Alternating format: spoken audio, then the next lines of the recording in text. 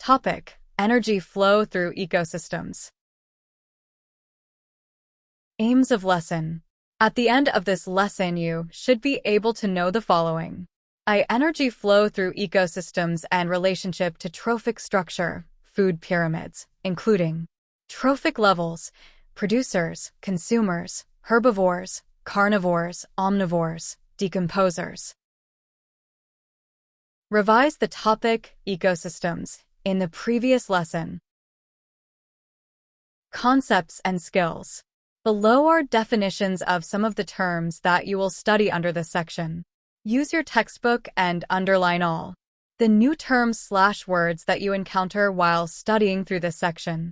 Use the glossary in your textbook to define these new terms/words. Note, at least 2 marks are awarded if you can define a term correctly in a test or examination. Producers, autotrophic organisms that can photosynthesize and produce their own organic food. Consumers, heterotrophic organisms that are directly or indirectly dependent on the producers for their carbohydrate. Food. Decomposers, saprophytic bacteria and fungi that feed on dead organic material. Food chain, the transfer of energy from the sun through green plants and the various consumers. Food web, a number of food chains linked together. Study the following content. Energy flow. Energy flows through an ecosystem in one direction. Radiant energy from the sun is converted into chemical potential energy during photosynthesis, and carbohydrates are stored in green plants, producers. Primary consumers obtain their energy from the plants that they eat. Secondary consumers obtain their energy by eating the primary consumers. Tertiary consumers obtain energy by eating the secondary consumers. Producers and consumers are decomposed by bacteria and fungi, and energy is released into the environment. The transfer of energy from the sun through the green plants and the various consumers is known as a food chain. A food chain. A food chain never occurs in isolation but is usually linked to other food chains to form a food web. A food web therefore consists of all the food chains in an ecosystem.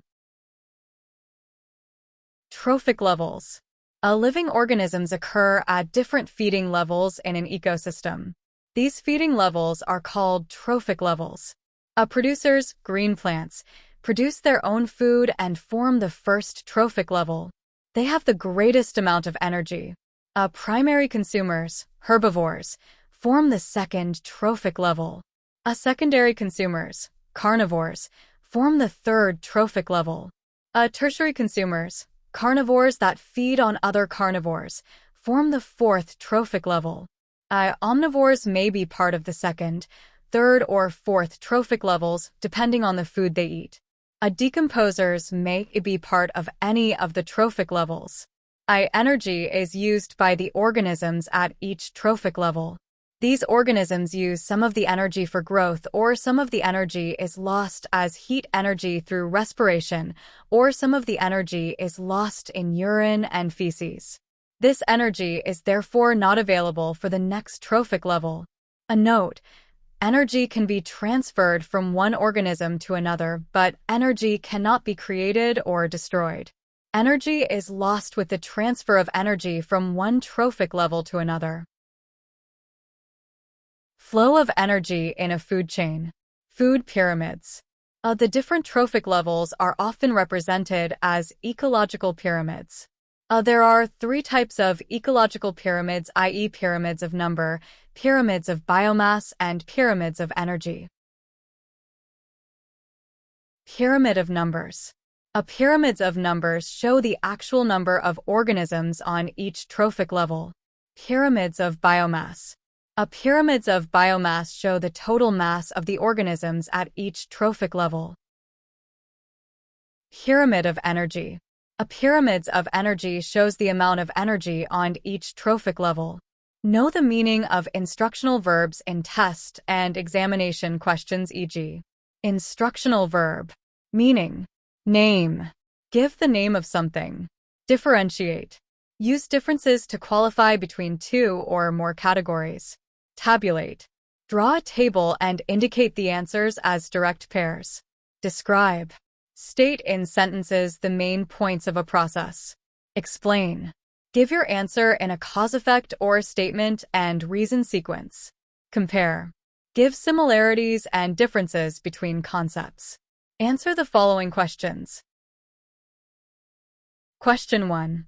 1. The diagram below represents a food chain in a garden.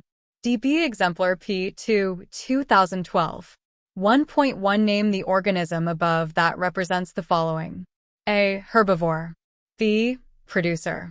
1.2 A rose bush contains 1000 kJ/m2/year of energy, and only 10% of this energy is passed on at each trophic level of the food chain. Calculate much energy will be passed on to the blackbird. Show all your calculations.